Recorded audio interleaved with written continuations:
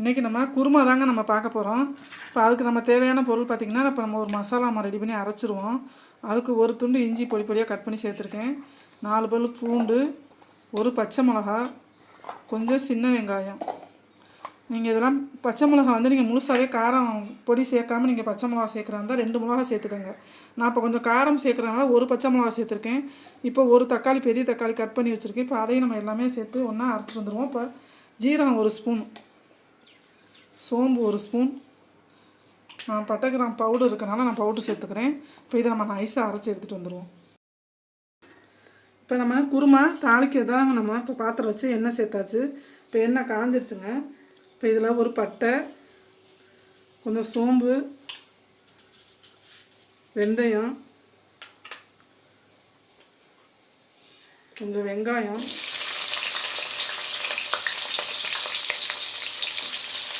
இது நல்லா வதங்கட்டும்.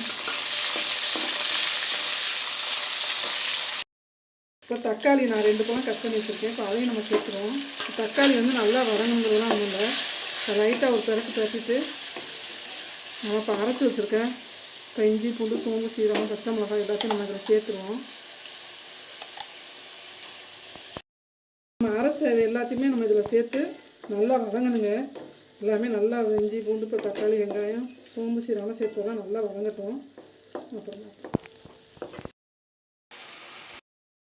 நல்லா வதங்கிருச்சுங்க. இப்போ இதில் நான் காரத்துக்காக 1 ஸ்பூன் மிளகாத்தூள் சேர்க்குறேன். நம்ம ஏற்கனவே பச்சை மிளகாயெல்லாம் சேர்த்துருக்கனால நீங்கள் முழுசாகவே பச்சை மிளகா கூட காரம் பொடி சேர்க்காமல் கூட நீங்கள் போட்டு செஞ்சுக்கலாம்.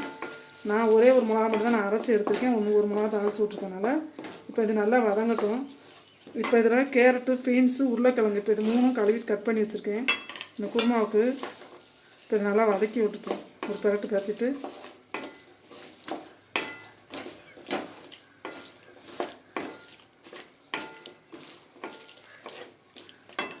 இப்போ இதில் தேவையான அளவு பச்சை மல்லி பவுடர் 2 ஸ்பூன் சேர்த்துருவோம்.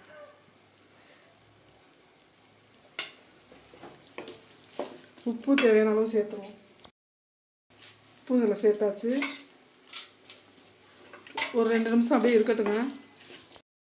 தேவையான அளவு நம்ம தண்ணி சேர்த்துக்குருவோம். நம்ம எந்த அளவுக்கு இப்போ நம்ம 4-5 பேர் சாப்பிட்ற அளவுக்கு நான் அந்த குருமா இப்போ நான் ரெடி பண்ணுறேன். இப்போ தண்ணி நம்ம தேவையான அளவு நம்ம தண்ணி சேர்த்துக்கலாம்.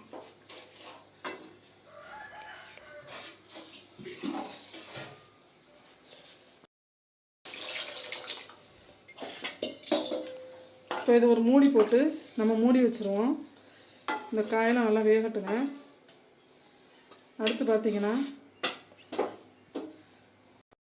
இப்போ தேங்காய் இதுக்கு நம்ம சேர்க்கறதுக்கு தேங்காய் 1/2 மூடி தேங்காய், 2 ஸ்பூன் பொட்டுக்கடலை, 2 முந்திரி எடுத்துருக்கோம். இப்போ இது எல்லாமே நம்ம ஒன்றா சேர்த்து நம்ம அரைச்சி எடுத்துகிட்டு வந்துடுவோம். நம்ம பார்க்குற குருமாவுக்கு இப்போ இது நம்ம வீட்டிலே அரைச்ச மாவு தான். இப்போ நம்ம இதில் இட்லி தான் அப்புறம் நான் வச்சுருந்தோம். இட்லி அள்ளி பாத்திரத்தில் அள்ளி வச்சாச்சுங்க. இப்போ இட்லி நான் பாத்திரத்தில் அள்ளி வச்சுட்டேங்க. இன்னொரு 5 நிமிஷம் 7 நிமிஷத்துக்குள்ளே இட்லி வெந்துடும். நம்ம குருமா ரெடியானாலும் பார்ப்போம். இது வந்து நம்ம வீட்டிலே அரைச்ச மாவு தான். இதில் பட்டை கிராம்பு பவுடர் அப்போ தான் சேர்க்க மாட்டேன். இதில் கொஞ்சம் ஒரு 1/4 ஸ்பூன் பட்டை கிராம்பு பவுடர் சேர்த்துக்கோங்க. இப்போ இதில் நம்ம அரைச்சி வச்ச தேங்காயை நம்ம இதில் சேர்த்துருவோம்.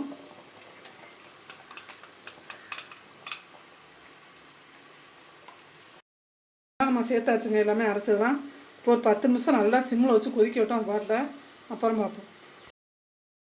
இப்போ குருமா ரெடி ஆகிடுச்சுங்க. இப்போ மல்லி இலை போட்டு நம்ம இறக்கிற வேண்டியதான். இது பாருங்கள் கரெக்டாக எல்லாமே. இது வந்து நம்ம டெய்லி சட்னி சாம்பார்னு சாப்பிட்டு இட்லிக்கு வந்து வித்தியாசமாக கிளம்பினா இந்த மாதிரி குருமா. இப்போ அடுப்பை ஆஃப் பண்ணிடலாம்.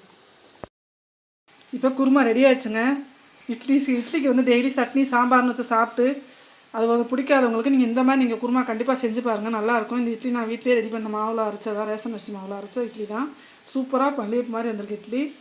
இந்த குருமா நீங்கள் எப்படி இந்த அளவில் நீங்கள் செஞ்சு பார்த்துட்டு கண்டிப்பாக எப்படி இருக்குன்னு சொல்லுங்கள். எங்கள் சேனலை மறக்காமல் சப்ஸ்கிரைப் பண்ணிடுங்க.